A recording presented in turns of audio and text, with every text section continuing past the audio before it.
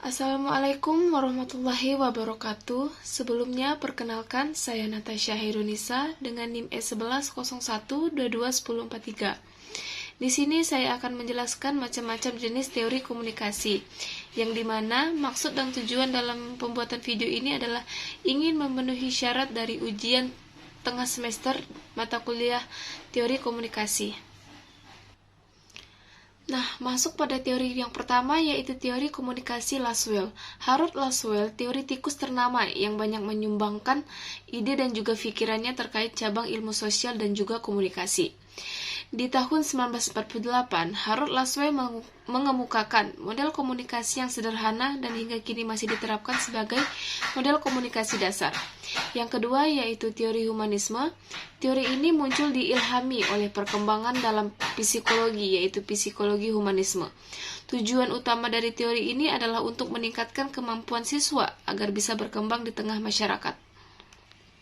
Nah, yang ketiga yaitu teori informasi, salah satu teori komunikasi klasik yang sangat mempengaruhi teori komunikasi adalah teori komunikasi informasi. Teori ini melihat komunikasi sebagai fenomena mekanisme, matematis, dan juga informatif.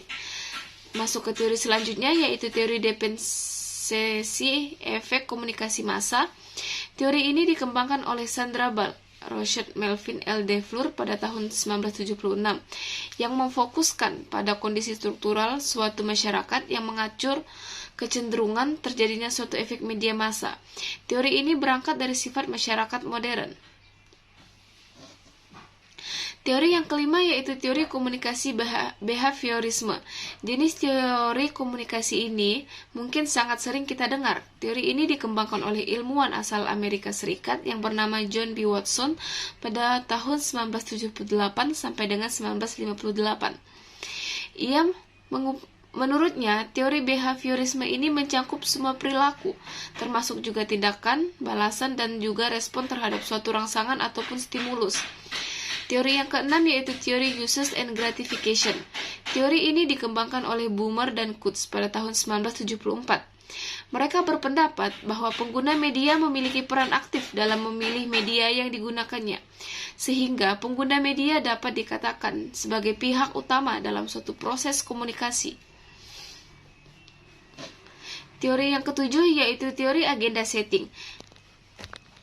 Teori ini dikembangkan oleh M.C. Combs dan juga Swan pada tahun 1972. Teori agenda setting ini beranggapan apabila media memberikan tekanan pada suatu peristiwa, maka media juga akan membuat masyarakat beranggapan peristiwa itu sangat penting. Yang kedelapan yaitu teori konstruktivisme. Teori konstruktivisme beranggapan bahwa manusia selalu memiliki pandangan sendiri terhadap kenyataan. Mereka senantiasa mencari dan juga mempelajari untuk menemukan bahasa pertama dan juga kedua. Di sisi lain, teori ini juga didefinisikan sebagai pembelajaran generatif. Teori yang kesembilan yaitu teori nativisme. Teori ini berpandangan bahwa manusia satu-satunya makhluk Tuhan yang dapat berkomunikasi melalui verbal. Nah, yang ke-10 yaitu teori sibernetik. Teori sibernetik ini tergolong ke teori baru, sejalan dengan berkembangnya teknologi informasi dan juga ilmu sosial.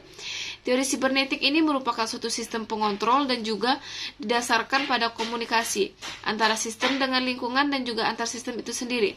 Penerapan teori sibernetik ini biasanya diperuntukkan kepada siswa agar mencapai hasil yang lebih kreatif dan juga efektif. Teori yang ke-11 yaitu teori kognitivisme. Teori kognitivisme ini mengedepankan proses belajar dibandingkan dengan hasil proses itu sendiri. Belajar tidak hanya sekadar melibatkan hubungan antara stimulus dan juga respon, tetapi juga melibatkan proses berpikir yang lebih kompleks. Teori ketergantungan. Fokus dari teori ini terletak pada kondisi struktural yang ada di masyarakat. Fokus ini sangat cenderung mudah untuk dipengaruhi oleh media massa. Teori ini dapat disematkan pada komunitas dan masyarakat modern.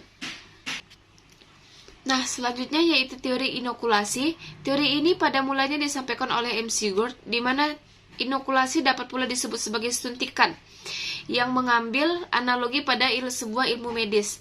Teori ini mengemukakan bahwa lebih baik membekali terbujuk dengan argumen sanggahan daripada membiarkannya tidak siap menyangkal perspektif lawan. Nah, yang ke-14 yaitu teori kultivasi. Teori kultivasi merupakan teori komunikasi yang membahas mengenai efek dari komunikasi massa. Pandangan dari teori ini adalah bahwa media massa memiliki efek yang bersifat kumulatif dan lebih berdampak pada tatanan sosial budaya. Nah, yang ke-15 yaitu teori spiral of silence. Teori ini berkaitan dengan bagaimana terbentuknya suatu pendapat umum dalam sebuah masyarakat. Spiral of silence sendiri menjelaskan bahwa terbentuknya pendapat umum dalam masyarakat ditentukan oleh proses saling mempengaruhi antara komunikasi massa, antara komunikasi pribadi dan juga perspektif masing-masing individu. Yang ke-16 yaitu teori norma dan budaya. Teori ini beranjak pada pengaruh media, massa yang kuat mengenai suatu hal. Tersebut dapat mempengaruhi kondisi sosial budaya dalam masyarakat.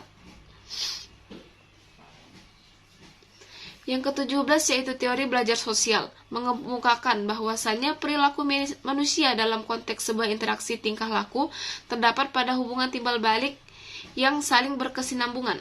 Yang ke-18 yaitu teori analisis transaksional. Analisis transaksional merupakan pendekatan psikoterapi yang merupakan hubungan interaksional. Transaksional sendiri dimaksud sebagai hubungan komunikasi antara individu. Selanjutnya yaitu teori pengharapan nilai. Teori ini merupakan bagian dari teori komunikasi massa.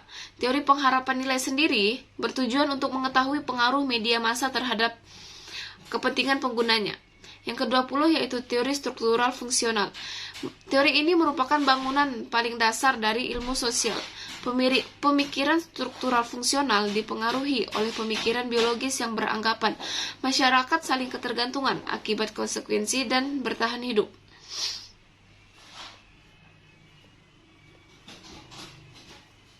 Nah, selanjutnya yaitu teori difusi inovasi.